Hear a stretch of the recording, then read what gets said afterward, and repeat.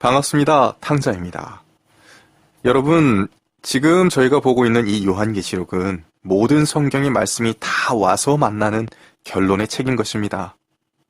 너무도 중요한 책입니다. 특히나 마지막 시대를 살고 있는 우리에게는 더더욱 중요한 책입니다.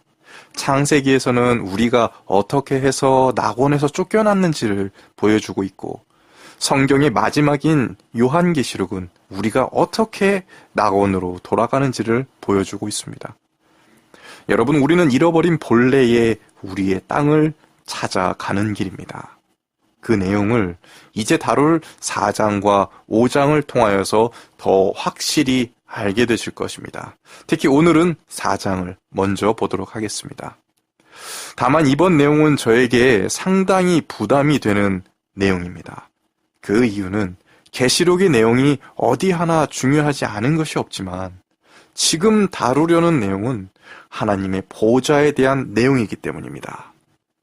1장에서는 이 계시록이 바로 예수님께서 우리에게 주신 예수님의 계시록임을 밝히고 있기에 기쁘고 즐거운 마음으로 외칠 수 있었고, 2장, 3장에서는 7교회를 통해 우리에게 주시는 교훈과 약속을 담고 있기 때문에 다급한 마음으로 빨리 회개해야 됨을 외칠 수 있었습니다. 그런데 이번 내용은 하나님의 보좌가 어떻게 생겼으며 하나님께서 계신 곳에 누가 있고 무엇이 있는지가 나옵니다. 그렇기 때문에 저같이 부족하고 더럽고 한심한 놈이 너무나도 존귀하시고 거룩하신 하나님의 보좌를 거론하고 사람들에게 설명한다는 것이 너무나도 저에게는 큰 부담이었습니다. 그래서 너무나도 조심스럽습니다. 이러한 이유로 너무도 중요하고 귀한 부분이기에 역설적이게도 깊고 자세히 다 들여다보지는 못하고 큰 부분만을 다루려고 하며, 또한 이해를 돕기 위해서는 단정을 짓고 규정을 지어드려야 하지만 그렇지 못하고 가능성을 열어두고 해석할 수밖에 없는 점을 양해 부탁드립니다. 그러면 직접 성경을 읽어보며 그 얼마나 중대한 내용이 있는지 보도록 하겠습니다. 2일 후에 내가 보니 하늘에 열린 문이 있는데 내가 들은 바 처음에 내게 말하던 나팔소리 같은 그 음성이 이르되 이리로 올라오라. 이후에 마땅히 일어날 일들을 내가 내게 보이리라 하시더라. 내가 곧 성령에 감동되었더니 보라, 하늘에 보좌가 베풀었고 그 보좌 위에 앉으신 이가 있는데 앉으신 이의 모양이 벼곡과 홍보석 같고 또 무지개가 있어 보좌에 둘렀는데 그 모양이 녹보석 같더라. 머릿속에 쉽게 이해가 되지 않는 기이한 상황입니다. 그래서인지 이 모습을 그린 수많은 화가들도 서로 다 다른 제각각의 그림을 그려낼 정도입니다. 저는 예전에 이러한 모습이 너무나 기이하고 낯설기에 이것을 실질적으로 받아들이기보다는 상징적 의미로만 받아들였었습니다. 맞습니다. 분명 상징적 부분이 있습니다. 하지만 하나님의 보좌를 제 생각만으로 예단해서 이것은 단지 상징이야 라고 규정하기엔 저에게 너무 분에 넘치는 일이라는 것을 깨달았습니다. 그 이유 중 하나는 4장과 5장의 그 요한이 본 하나님의 보좌의 모습이 에스겔이 본 하나님의 보좌의 모습과 다니엘이 본 하나님의 보좌의 모습과 일치하기 때문입니다. 그리고 이 땅에서 하늘 보좌의 상징이 우리에게 알려주셨던 성막의 모습과도 일치하기에 단지 상징으로만 해석하기보다는 실질적인 하늘 보좌의 모습일 수 있음을 놓치지 말아야 합니다. 그렇다면 이것을 실제의 모습으로 해석을 해야 하는 것이냐 하는 부분에 있어서도 저는 회의적입니다. 그것은 5장에 7뿔 달린 어린 양이 나오는데 이것은 예수님을 상징하는 상징적 묘사이기 때문입니다. 그러하기에 저는 4장과 5장을 해석함에 있어서 실제적 상황이라는 가정과 상징적으로서의 역할을 동시에 바라봐야 한다고 생각합니다. 그리고 저로서는 어디까지가 상징이고 어디부터가 실제인지 알 수 없기에 두 가지 의미 모두 고려하도록 하겠습니다. 1절부터 살펴보자면 이 일 후에라고 말씀하셨습니다. 이것을 제대로 이해하기 위해서는 지금 사도 요한이 천사를 통해 계시를 받고 있음을 상기해야 합니다. 예수 그리스도의 계시라 이는 하나님이 그에게 주사 반드시 속히 일어날 일들을 그 종들에게 보이시려고 그의 천사를 그 종 요한에게 보내어 알게 하신 것이라. 즉 이것은 바로 이전까지 사도 요한이 7 교회에 대한 계시를 받은 이후를 뜻하는 것입니다. 그러니까 요한이 천사를 통해 계시를 받고 있는 순서상의 시간 문제이지 계시가 이루어지는 순서상의 문제는 아닌 것입니다.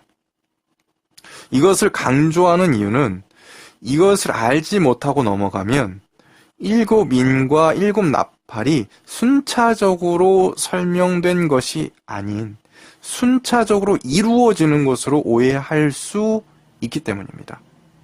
그 이유는 7 인과 7 나팔 사이의 시작이 이 일 후에로 시작하기 때문입니다. 또한 이와 같은 맥락으로 이 일 후에 내가 보니 하늘에 열린 문이 있는데 내가 들은 바 처음에 내게 말하던 나팔 소리 같은 그 음성이 이르되 이리로 올라오라 후에 마땅히 일어날 일들을 내가 내게 보이리라 하시더라 에서 나팔 소리 같은 그 음성은 지금 계속해서 요한에게 계시를 설명하고 있는 그 천사라고 이해하는 것이 옳을 것입니다. 그리고 3절에 앉으신 이의 모양이 벽옥과 홍보석 같고 또 무지개가 있어 보좌에 둘렀는데 그 모양이 녹보석 같더라. 이 내용을 놓고 간혹 녹색 무지개라고 해석을 하는 경우가 있는데 이것은 잘못된 해석이라고 주장합니다. 그 이유는 무지개에 대해서 들여다보면 해답이 나옵니다. 여러분, 무지개가 무엇입니까? 지금 여러 무지개의 사진들을 보고 있으신데 우리 그리스도인이라면 무지개가 무엇인지 진실을 알고 있습니다. 무지개는 노아의 홍수 이후 하나님께서 우리에게 다시는 물로 심판을 하지 않으시겠다며 우리에게 주신 약속의 증표입니다.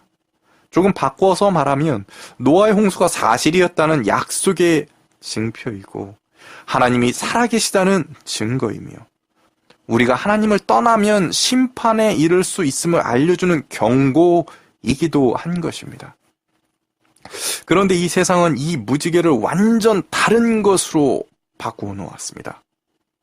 오버 더 레인보우를 외치면서 무지개 너머에는 무엇인가 희망적인 아름다운 유토피아 같은 것이 있는 것처럼 환상을 심어 놓았고 무지개가 하나님과의 약속의 증거가 아니라 그 끝에는 마치 금덩어리가 숨겨져 있는 것처럼 사람들을 미혹시켜 놓았습니다. 이러한 개념적 거짓뿐 아니라 무지개라는 실체에 대한 거짓까지도 함께 하고 있는데 지금까지 제가 보여드린 무지개 사진 중에 동성애에 대해 아시는 분들은 거짓 무지개 사진이 섞여 있다는 것을 아실 것입니다. 하지만 제가 거짓 무지개 사진을 3장을 섞어 놓았다는 것을 아시는 분은 많지 않으실 겁니다. 지금 보시는 이 사진은 동성애를 상징하는 깃발로서 6가지 색깔 무지개입니다. 그리고 이것들도 6색깔 무지개입니다. 그들 멋대로 하나님과의 약속인 무지개를 가증하고 음란한 동성애의 상징으로 삼은 것에 그치는 것이 아니라 그 색깔마저도 마음대로 수정하였습니다. 참고로 무지개 색깔이 7개인지 6개인지에 대해서는 과학적으로 논란의 여지가 있는 것처럼 유식한 자들이 주장하지만 우선 저는 그것에 반대합니다. 저는 아이보리색과 베이지색도 잘 구분 못할 정도로 색 구별 능력이 그렇게 뛰어나지 못한데도 초록색, 파랑색, 남색, 보라색은 구별할 줄 압니다. 그렇기 때문에 무지개색을 남색을 빼고 6가지로 규정하려는 유식한 자들의 주장에 반대하는 것입니다. 그런데 제가 동성애의 6색깔 무지개를 거짓으로 규정하는 이유는 바로 동성애자들이 6색깔 무지개를 선택한 것이 과학적인 이유로 선택했던 것이 아니기 때문입니다.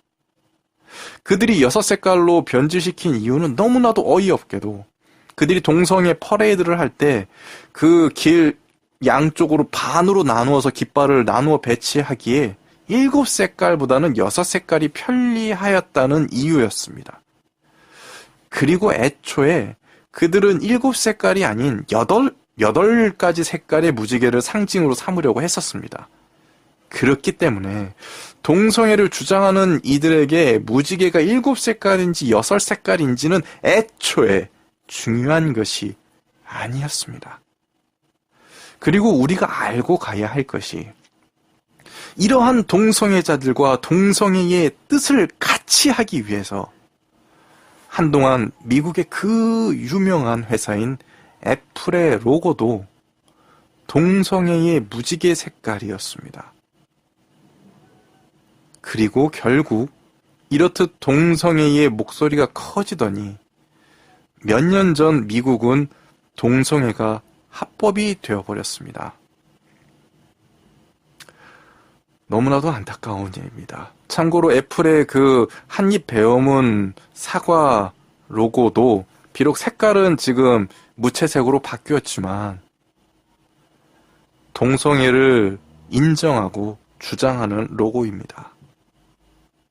이 세상이 종말을 향해 가는 아주 큰 사인 중에 하나인 것입니다. 한때 세계 복음 전파의 중심이 되었던 패권국가 미국이 소돔과 고모라와 같은 동성애 국가가 되었습니다. 여러분, 사람은 성적 대상이 아닙니다. 각종 음란물과 유흥업, 유흥산업은 사람을 성적 대상으로 삼고 있는 아주 잘못된 것들입니다. 그 끝판왕이 동성애입니다. 동성애자들은 우리에게 이렇게 거짓말을 합니다.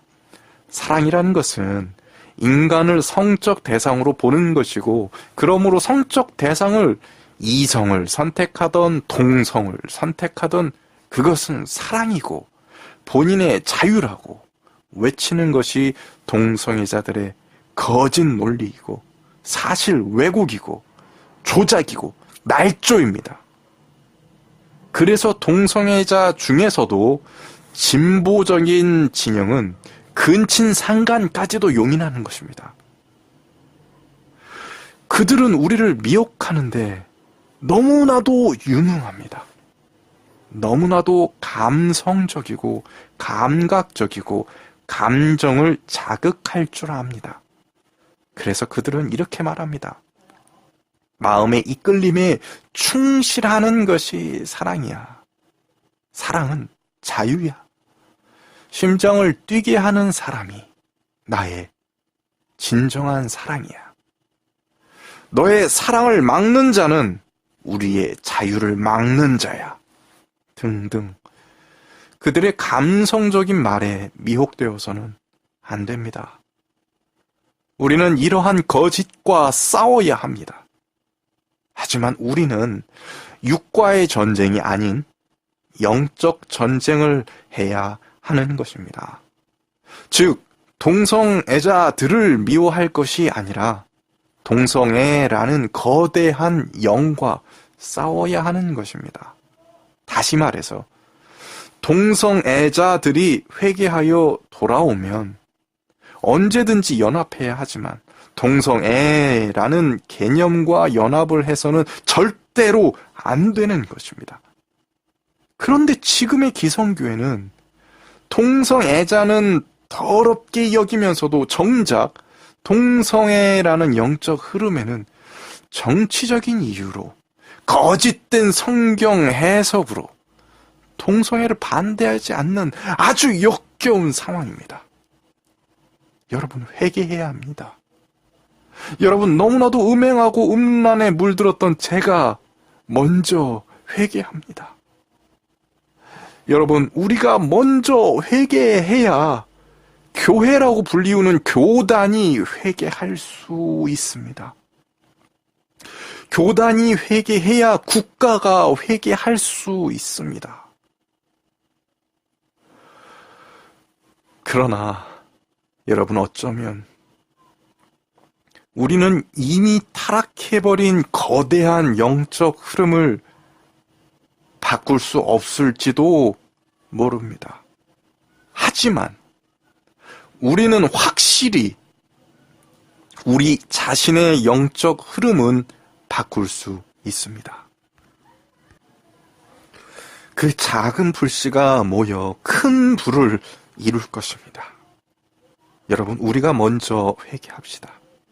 그러면 교회가 바뀌고 국가가 바뀔 수 있음을 저는 믿습니다.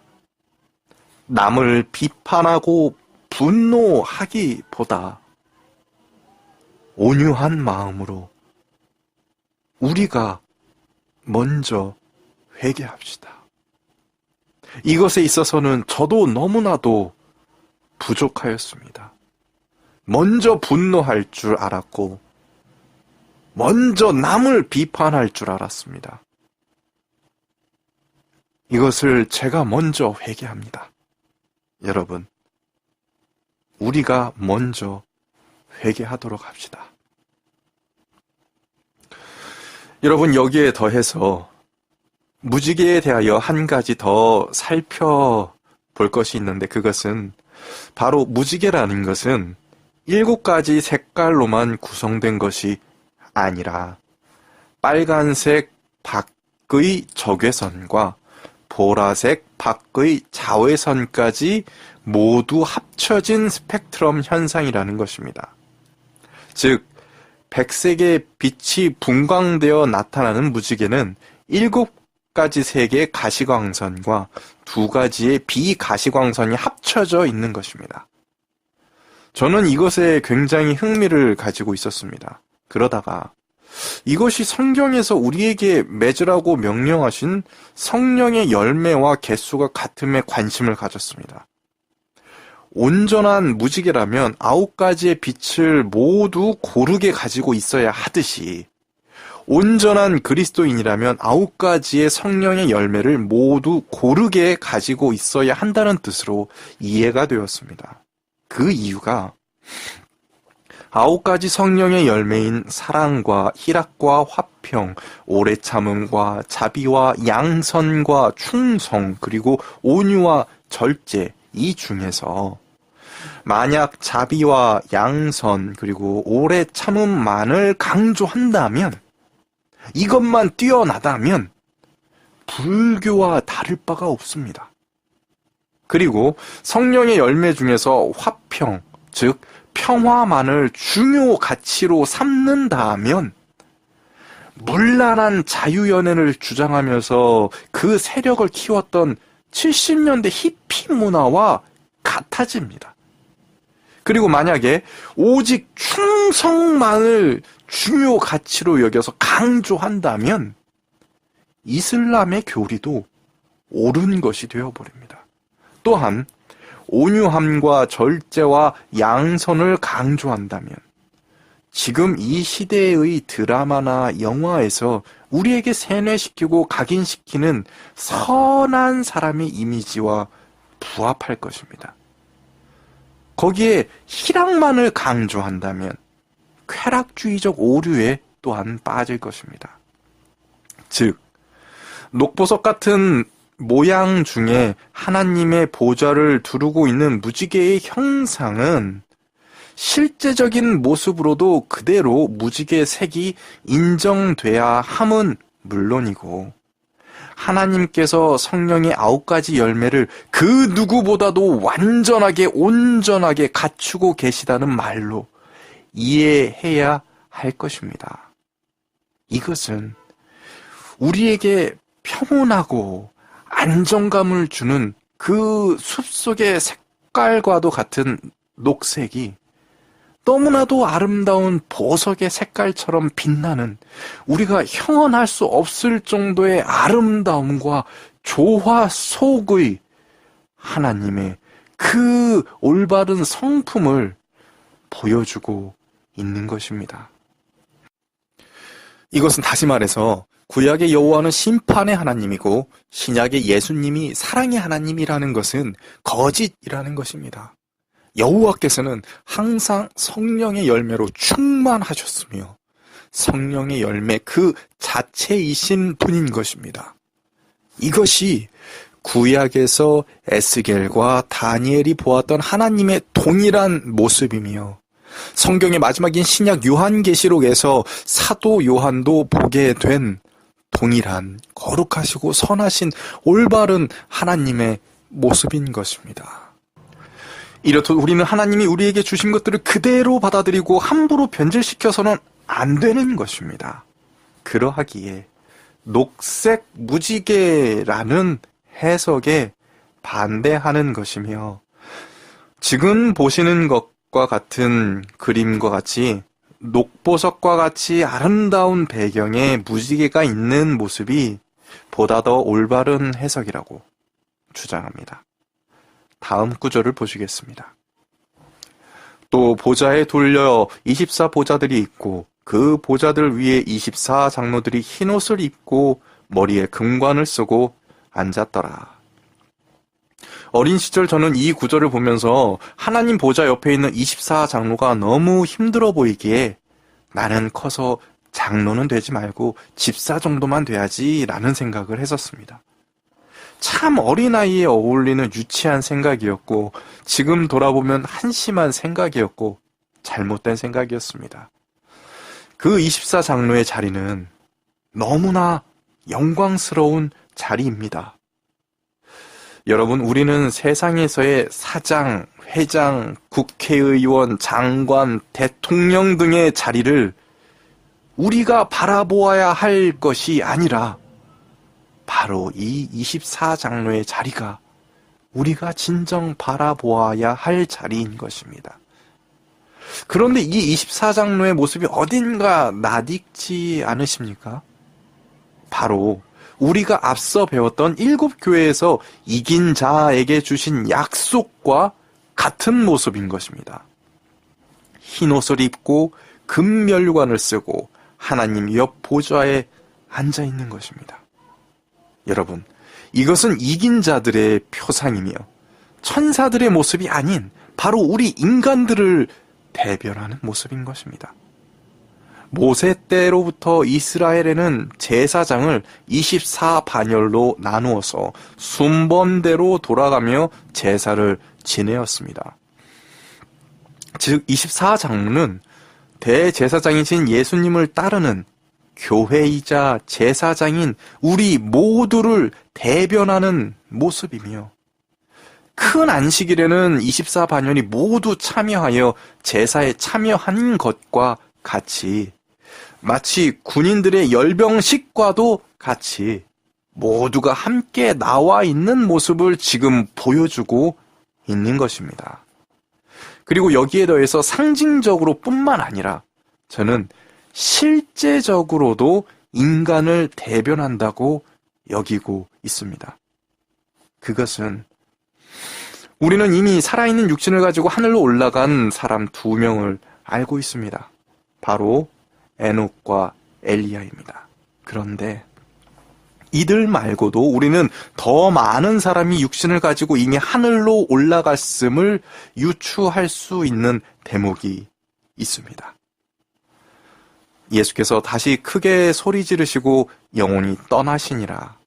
이에 성소 휘장이 위로부터 아래까지 찢어져 둘이 되고 땅이 진동하여 바위가 터지고 무덤들이 열리며 자던 성도의 몸이 많이 일어나되 예수의 부활 후에 그들이 무덤에서 나와서 거룩한 성에 들어가 많은 사람에게 보이니라. 백부장과 함께 예수를 지키던 자들이 지진과 그 일어난 일들을 보고 심히 두려워하여 이르되 이는 진실로 하나님의 아들이었도다 하더라. 마태복음 27장 50절로 54절 말씀. 예수님의 십자가 사건과 함께 죽어있던 많은 성도의 부활 사건이 일어납니다. 이들은 그냥 단순히 믿는 일반인이었다기보다 다니엘이나 야곱, 다윗, 솔로몬과 같은 말 그대로 성도였다고 보아야 할 것입니다. 또한 귀 있는 자는 성령이 교회들에게 하시는 말씀을 들을지어다. 이기는 자는 둘째 사망의 해를 받지 아니하리라. 이기는 자에게 둘째 사망의 해를 받지 않으리라고 약속하신 것으로 미루어 보아서 물론 예외의 경우도 있겠지만 이 성도들이 부활해서 잘 살다가 이 세상에서 또 죽어버려서 두 번째 사망을 경험을 했다고 보기보다는 예수님의 부활 승천하실 때에 같이 하늘로 들림 받았다고 보는 것이 옳다고 봅니다. 그것은 일찍이 죽임을 당하사 각 족속과 방언과 백성과 그 나라 가운데서 사람들을 피로 사서 하나님께 드리시고, 이 부분은 24장로가 말하고 있는 것인데 여기에 나오는 사람들이라는 단어가 KJV, 킹 제임스 버전에서는 우리들을 이라고 번역되어 있는데 말 그대로 지금 외치고 있는 24장로가 우리는 예수님의 핏값으로 산 것이다 라고 외치고 있는 것이기 때문입니다. 다음 구절로 넘어가겠습니다. 보좌로부터 번개와 음성과 우레소리가 나고 보좌 앞에 켠 등불 7이 있으니 이는 하나님의 7 영이라. 보좌 앞에 수정과 같은 유리바다가 있고 보좌 가운데 보좌 주위에 네 생물이 있는데 앞뒤에 눈들이 가득하더라. 그 첫째 생물은 사자 같고 그 둘째 생물은 송아지 같고 그 셋째 생물은 얼굴이 사람 같고 그 넷째 생물은 날아가는 독수리 같은데 네 생물은 각각 6날개를 가졌고 그 안과 주위에는 눈들이 가득하더라. 그들이 밤낮 쉬지 않고 이르기를 거룩하다 거룩하다 거룩하다. 주 하나님 곧 전능하신 이여 전에도 계셨고 이제도 계시고 장차 오실 이시라 하고 그 생물들이 보좌에 앉으사 세세토록 살아계시는 이에게 영광과 존귀와 감사를 돌릴 때에 24장로들이 보좌에 앉으신 이 앞에 엎드려 세세토록 살아계시는 이에게 경배하고 자기의 관을 보좌 앞에 드리며 이르되 우리 주 하나님이여 영광과 존귀와 권능을 받으시는 것이 합당하오니 주께서 만물을 지으신지라. 만물이 주의 뜻대로 있었고 또 지으심을 받았나이다 하더라. 우레소리가 나는 보좌 앞에 7 영인 7 등불이 켜져 있고 그 앞에 수정과도 같은 유리바다가 있으며 네 생물이 있는데 네 생물의 모양새가 사자, 송아지, 사람, 독수리 같다고 나옵니다. 이 중에 유리바다에 관하여서 고민이 많았었습니다. 여러 해석을 살펴보았지만 서로 간의 상이함이 작지 않았습니다. 다만 여러 해석들의 공통점이 있었는데 그것은 재미있게도 굳이 힘들여 공부하지 않아도 알만한 것들이었습니다. 그것은 바로 이 유리바다는 맑고 깨끗함을 뜻한다라는 것입니다. 우리는 하나님 앞에 나아갈 때에 육적으로 뿐만 아니라 영적으로도 맑고 깨끗해져야 합니다. 다만 어떤 이는 이 방식을 말씀을 읽음으로 가능하다라고 하고, 어떤 이는 말씀을 행함으로 가능하다라고 하고, 어떤 이는 고난과 시련을 통과함으로 가능하다라고 하며 상이한 주장을 하는데, 결론은 맑고 깨끗한 육과 영입니다.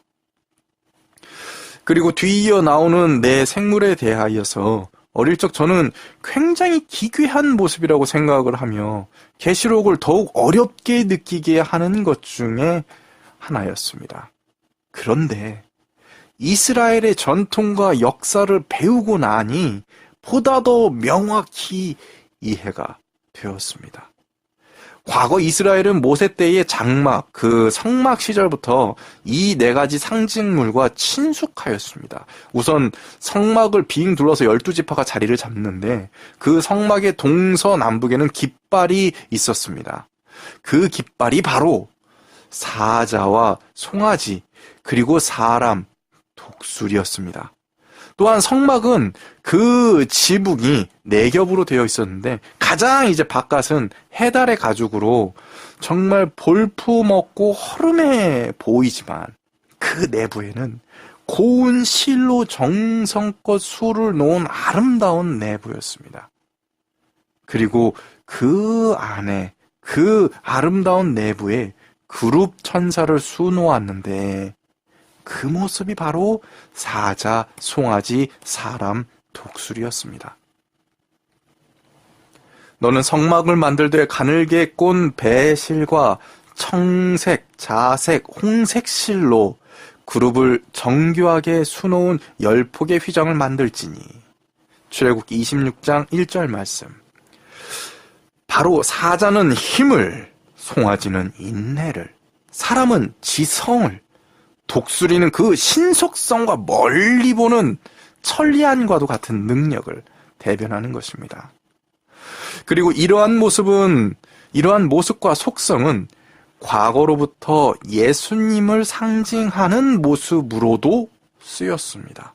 그래서 사복음서의 별명 중에 하나가 마태복음은 왕 대신 예수님을 강조하고 족보로서 다윗 자손을 강조하고 있기에 사자라는 별명이 있습니다. 그리고 마가복음은 종으로 오셔서 섬기는 예수님의 모습이 강조되어 있어서 송아지라는 별명이 있고, 누가복음은 인간 예수로 오신 것을 강조하여서 족보가 아담의 아들임을 강조하므로 사람이라는 별명이 붙게 되었고, 요한복음은 영원한 말씀이시요 창조주이신 하나님 그 자체로 묘사되어서 제왕적인 모습인 독수리라는 별명을 가지게 되었습니다. 이 4가지의 모습은 보좌 주위를 지키고 있는 그룹 천사들을 뜻하는 것입니다. 또한 이 4 생물은 앞뒤에 눈이 가득하였다고 되어 있는데, 이것은 모든 것을 살피고 모든 것을 아는 능력을 뜻하는 것입니다. 마치 현대의 이지스함을 연상하면 유사할 것 같습니다. 이지스함은 그 함정의 사방 방향으로 레이더를 향하고 있는데 그 각각의 레이더는 마치 잠자리의 눈처럼 수천 개의 작은 레이더들이 뭉쳐있는 것입니다. 그래서 더 정확히 더 멀리 있는 물체까지도 정확히 식별해낼 수 있는 것이어서 이 기술은 현대의 최신 전투기인 F-35나 현존 최강, 지구 최강의 전투기라고 불리우는 F-22에도 적용되어 있는 것입니다. 또한 그 생물은 6날개를 가졌다고 되어 있습니다. 그중 2날개는 하나님 앞에 그 얼굴을 가리고 2날개는 날기 위한 용도로 쓰이며 나머지 2날개는 발을 가리는 용도로 쓰인다고 합니다. 그 생물들은, 그 그룹들은, 그 천사들은 하나님을 진정 경외하는 마음으로 경배하고 찬양하고 있는 것입니다. 그저 우리처럼, 너무도 한심한 저처럼 그저 가벼운 마음으로 하나님께 기도하고 아무거나 주세요, 주세요 하며 이것도 주세요, 저것도 주세요 바라기만 하는 기도를 하는 것이 아니라 진정 겸허하고 준비된 모습으로 경외하는 모습으로 하나님을 바라고 찬양하고 기도하는 것입니다. 우리도 이 모습을 보고 본받아야 할 것입니다. 우리가 기도할 때에는 이와 같이 경외하는 마음으로 기도해야 하고, 우리가 기도할 것은 오직 그 나라와 그 의를 위하여 기도가 가장 우선되어야 하는 것입니다.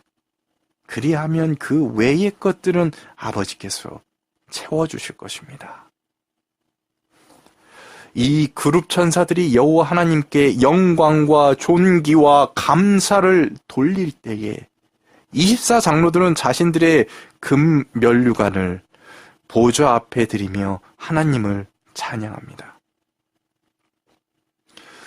우리는 이와 같이 우리에게 주어지는 모든 영광이 곧 하나님의 것임을 시인하고 그 영광을 하나님께 돌려야 할 것입니다. 그리고 만물이 주께서 지으셨음을 잊지 말아야 합니다. 혹여라도 내가 이렇게 열심히 기도했으니 난 구원받을 거야. 그러니 구원의 면류관은 당연히 내 거지. 라던가 아니면 다른 사람들은 흥청망청 놀고 해외여행 다니며 신나게 살 때 나는 평생을 하나님께 봉사했으니까 난 당연히 면류관 받을 만하지. 난 자격 있어. 라던가 난 하나님의 이름을 증거하다가 가족도 잃고 재산도 잃고 목숨까지도 잃었으니 응당 면류관은 내 것이야 라는 식의 생각을 가지고 있었다면 우리 생각을 고치고 마음을 고칩시다. 모든 것은 하나님이 만드셨고 모든 것은 원래 하나님의 것입니다. 우리는 무엇을 드릴 수 있는 존재가 아닙니다. 다만 우리는 우리의 욕심을 버림으로써 하나님께 인정을 받을 수 있는 것이지 드림으로써 인정을 받는 것이 아닙니다. 부모님께 용돈 받아 쓰는 아들이 부모님께 돈을 드리는 것을 부모님께서 좋아하시겠습니까?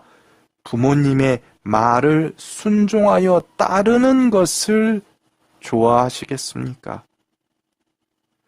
우리는 그저 여호와 하나님을 경외하는 마음으로 그룹 천사들과 마찬가지로 24장로와 마찬가지로 하나님을 올바로 알고 올바로 경배하고 찬양해야 하는 것입니다. 그것은 우리의 주장을 앞세우는 것이 아니라 성령님의 인도하심에 순종하는 것입니다.